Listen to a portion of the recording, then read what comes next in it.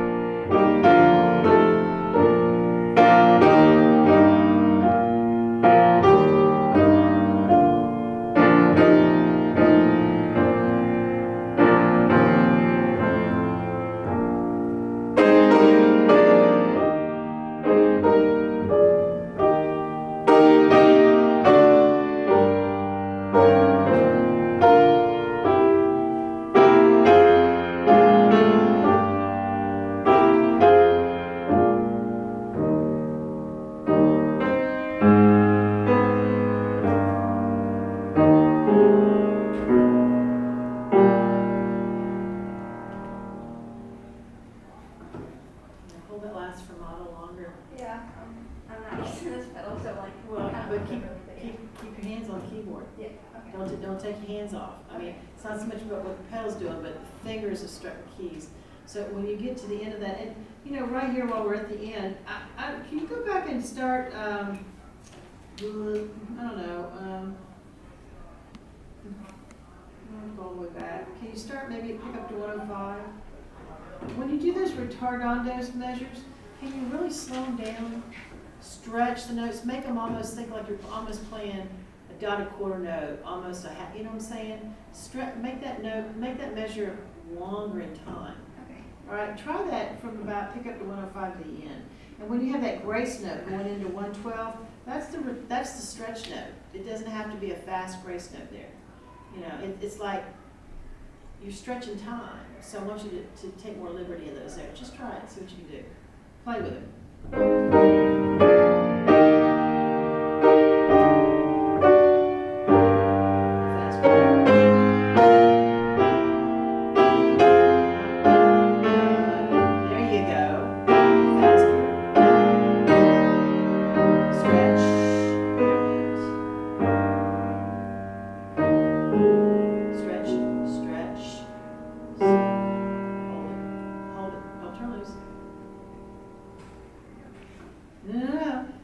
You hang on to it to let the piano work.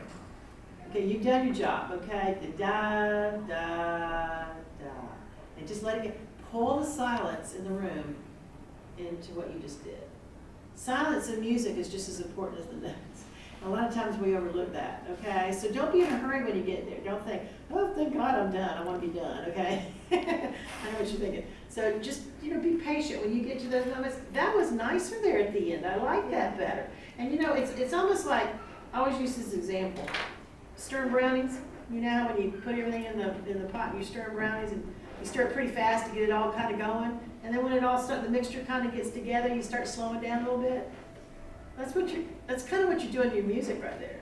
Be ba ba ba, be ba ba ba, be ba. That's what he's doing. He's just taking every time, maybe every time you do return, make it a little more stretched, and then you push it back together, and then you stretch it out even more. See that until you finally park the car in the garage and turn the key on. But you sit there in the moment before you got to collect myself before I get out of the car. You know what I'm saying? Does that make sense? Okay. Just have more fun with your music like that. You're a good player. You're a technically strong player. I said good technical facility. You are. You're just all over everything. Work from more shape to the phrases. Now I'm going to push you in this end. Develop softer softs and with crescendo for more musical interest. Not all the time will music tell you to do that, but you as a musician look for those opportunities.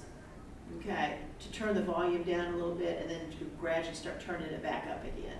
Okay, see that? So have more fun, be more creative, be more artsy with your music. I want you to, you're in a box about this big, okay? I want you to be in a box this big of creativity.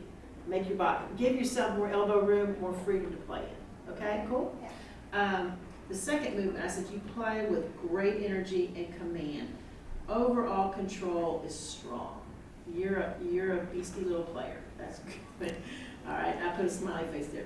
Now you got to that one measure that had a quarter note. Where was that at in the second movement? Had a quarter note. Oh, it's at the end of the first page of the second movement. You got a quarter note fermata. There's another opportunity.